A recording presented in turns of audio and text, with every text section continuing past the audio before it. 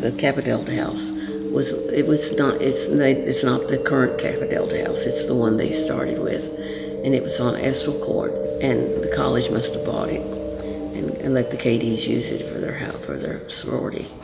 And it's two-story brick house, probably built in the days of the Civil War, that era, and it's got big rooms, and you go in the entranceway, and there's a staircase that goes up. The story is that some girl probably hung herself from the chandelier over the staircase, but I don't know how true that is. Sometimes between 1920 and 1940, I believe there's a girl who hung herself from our chandelier. Have a winding staircase. There's a humongous chandelier in the entrance hall. I think they moved it to Dr. Mill's home. That's the president's home. From what I know, she climbed on top of the spindle at the bottom top of the staircase, tied a rope to the chandelier, and then when somebody came down the next morning, they saw her swinging. I don't know when the ghost story started.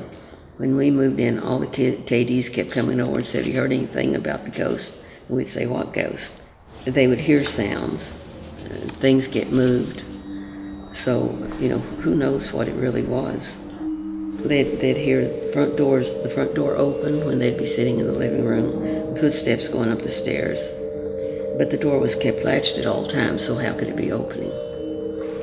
And someone who was asked to see who had come in, it got to be a thing, doors locked, someone walks across the entrance upstairs, there isn't anyone there. Lights would come on upstairs, and there were no visitors. And so it was not one of them, they said. But the sorority girls often found evidence of ghosts. They kept seeing things and hearing things and seeing red spots on furniture or on banisters and things like that. They saw a young girl there.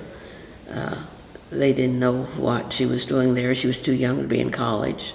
She appeared quite often, evidently. I've been reading from the book Ghosts of the Bluegrass, written by Professor Jim McCormick and Macy Wyatt.